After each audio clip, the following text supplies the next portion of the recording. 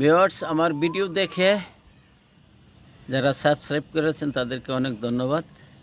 আর যারা subscribe, like, comments করেন নাই তাদের নিকট আমার বিশেষ বিশেষ অনুরোধ, দয়া করে আমাকে সাবস্ক্রাইব করে দিবেন এবং লাইক কমেন্টস করে দিবেন প্লিজ প্লিজ।